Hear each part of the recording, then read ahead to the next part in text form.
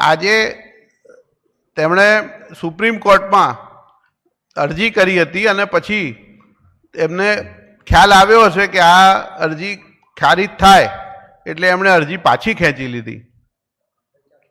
છેલ્લા 10-12 વર્ષમાં એમણે જે અન્ના હજારેના આંદોલનનો ઉપયોગ કરી અને ભ્રષ્ટાચાર વિરુદ્ધ જે મુહિમ ચલાવી હતી અને એના આધારે લોકોનો એક વર્ગનો વિશ્વાસ ક્યારેક પ્રાપ્ત કર્યો હતો, એને ખૂબ મોટો ધક્કો પહોંચે એ પ્રકારનો ભ્રષ્ટાચાર એમણે અને એમની સરકારે દિલ્હીમાં કર્યો છે. અને આ વાતની ઈડી પાસે સાબિતી છે. ઈડીએ તેમને 9 વખત સમન્સ મોકલ્યા અને પછી પણ એનો સંપૂર્ણ અનાદર કર્યો. ત્યારબાદ એમની ધરપકડ કરવાની ફરજ પડી. એમને જે શરાબ નીતિ 2022માં બદલી, એમાં જે કંઈ મોટો ભ્રષ્ટાચાર થયો છે એમાં સુપ્રીમ કોર્ટના રજૂ કરવામાં આવેલા રેકોર્ડ પ્રમાણે 330 કરોડથી વધુની મની ટ્રેલ પણ મળી છે કે એમના લાગતા વળગતાને પહોંચ્યા હશે પૈસા. સીએજીનો રિપોર્ટ એમ કહે છે કે 2000 કરોડથી વધારેનો ભ્રષ્ટાચાર થયો છે. અને સતત ઈમાનદારીની વાત કરવી, ભ્રષ્ટાચારનો વિરોધ કરવાની વાત કરવી અને આ પ્રકારનો ભયંકર ભ્રષ્ટાચાર કરવો, આ અરવિંદ કેજરીવાલની નીતિ રહેલી છે. આ એમની ચરિત્રની આ સત્ય છે. ભૂતકાળમાં યાદ હશે સૌને કે રિક્ષામાં બેસીને મને કોઈ પદનો મોહ નથી એ કરનારા અત્યારે એમના મુખ્યમંત્રી પદને વળગી રહેવા માટે ભૂતકાળમાં એ પણ કહેતા હતા કે કોઈ પણ આક્ષેપ થાય, આરોપ થાય એટલે તરત જ પદ છોડી દેવું જોઈએ. અને એ અત્યારે હવે જેલમાંથી દિલ્હીની સરકાર ચલાવવાની વાત કરે છે. અને એ ચલાવવાનું કદાચ એમને સરળ પણ પડે કારણ કે એમના અનેક મંત્રીઓ પણ અંદર છે. એટલે મૂળ સંપૂર્ણપણે દંભ અને ભ્રષ્ટાચારનું રાજકારણ કરનાર આ પાર્ટી અને એના આગેવાનની સત્ય બહાર આવ્યું છે. અને આ સત્ય લોકો તો જાણતા હતા પણ હવે કોર્ટ સમક્ષ પણ આવ્યું છે. અને આગળ જતાં જે કંઈ પણ ન્યાયતંત્ર એના પર એની કાર્યવાહી કરશે એની સાથે અમારે કોઈ લેવા દેવા નથી. પરંતુ એક વાત સુનિશ્ચિત છે કે આમ આદમી પાર્ટીએ જે લોકોને ભરમાવવાના જે અનેક પ્રયત્નો કર્યા છે, ગુજરાતમાં પણ એમણે ભૂતકાળમાં ચૂંટણી હતી ત્યારે જાત જાતની વાતો કરી હતી અને ત્યારબાદ લોકોએ જ્યારે સંપૂર્ણ જાકારો આપ્યો ત્યારબાદ ગુજરાત તરફ પાછું વળીને એમણે જોયું નથી.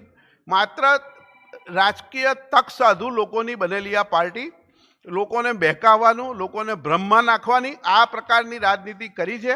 અને એનું હવે જ્યારે પર્દાફાશ થયો છે, જ્યારે સત્ય લોકો સમક્ષ બહાર આવ્યું છે, ત્યારે ગુજરાતના લોકો તો પહેલાં જાણતા જ હતા, હવે આ દેશના લોકો જાણી ગયા છે કે આ કેવી ભ્રષ્ટાચારી અને દંભી પાર્ટી છે. સાથે સાથે મારે કોંગ્રેસને પણ એ પ્રશ્ન પૂછવાનો છે કે 2022માં જ્યારે સરકારે નવી શરાબ નીતિ જાહેર કરી દિલ્હીમાં, ત્યારે તેમના દિલ્હીના અધ્યક્ષે એક પત્ર લખી અને ત્યાંના પોલીસ કમિશનરને જણાવ્યું હતું કે કયા પ્રકારનો ભયંકર ભ્રષ્ટાચાર થયો છે, આમાં કોણ કેવી રીતે બધી વિગતો એમણે ભ્રષ્ટાચારની આપી હતી. અને હવે જ્યારે કોંગ્રેસ ઇન્ડી ગઠબંધનમાં એમનો સમાવેશ કરવા માગે છે, કરી લીધો છે અને એમની સાથે ચૂંટણી લડે છે, ત્યારે મારે કોંગ્રેસના લોકોને પણ પૂછવાનું છે કે તમે આ શું આ એમના ભ્રષ્ટાચારનો એને એન્ડોર્સ કરો છો, એને સમર્થન આપો છો? આ પ્રકારની જે કંઈ પણ એમની ભ્રષ્ટાચારની જે નીતિ બહાર આવી છે એને કોંગ્રેસ એ બાબતે એને સપોર્ટ કરે છે કે નહીં એ સ્પષ્ટતા ગુજરાતના અને દેશના લોકો સમક્ષ થવી જોઈએ. આ સિવાય કોંગ્રેસ પાર્ટીને જે ઇલેક્ટ્રોલ બોન્ડ બાબતમાં પણ જે ભ્રમ ફેલાવવાના પ્રયત્નો 2 દિવસથી કરી રહી છે એ બાબતે ફરી એક વખત ટૂંકમાં સ્પષ્ટતા કરું કે 2018-19માં ઇન્કમટેક્સના નિયમ કાયદા મુજબ જે રિટર્ન ભરવાનું હોય એમાં જે વિગતો આપવાની હોય તે ન આપવાના કારણે ઇન્કમટેક્સ વિભાગે પ્રોસિજર પ્રમાણે નોટિસ આપી હતી. એ નોટિસનો અનાદર કરવામાં આવ્યો. ટેક્સની જે ડિમાન્ડ કાઢવામાં આવી હતી તે ભરવામાં ન આવી અને એની સામે જે અપીલ કરી હતી એ અપીલ ખારીજ થઈ ગઈ. હાઈકોર્ટમાં પણ સ્ટે ન મળ્યો. એટલા માટે જે કંઈ પણ ન્યાયતંત્ર ઇન્કમટેક્સ વિભાગે જે કંઈ પણ પગલાં લેવાના છે નિયમ મુજબ એ પગલાં લીધા છે અને રાજકીય સ્વરૂપ આપવાનો કોઈ અર્થ નથી. રાજકીય સ્વરૂપ અમારે કોઈ રાજકીય પાર્ટીની કે રાજકીય વિષય જ નથી. આ માત્ર એક પ્રોસિજરલ ઇસ્યુ છે અને એ ઇન્કમટેક્સ વિભાગનો અને અત્યારે ચૂંટણી પંચનો ઇસ્યુ છે. આ બાબતમાં કોંગ્રેસ જે કંઈ પણ લોકોને રાજકીય આ વાતને રંગ આપીને લોકોને ભરમાવવાનો પ્રયત્ન કરે છે એ બંધ કરે એવી મારી વિનંતી છે.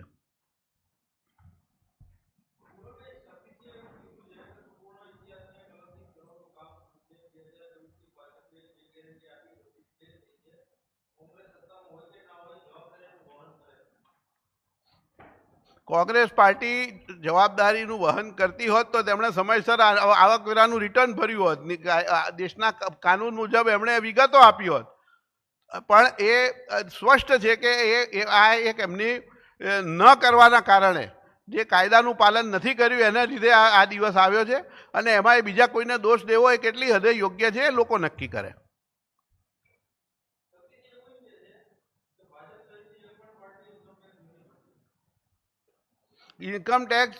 ઇન્કમટેક્સના કાયદા પ્રમાણે રાજકીય જે માન્ય રાજકીય પાર્ટીઓ છે એમને આવકવેરામાંથી મુક્તિ છે અને એ જે પાર્ટી યોગ્ય સમયે જે નિયમ પ્રમાણે રિટર્ન ભરે અને બધી વિગતો આપે એને એની આવક ઉપર કોઈ કરવેરો ભરવાનો હોતો નથી.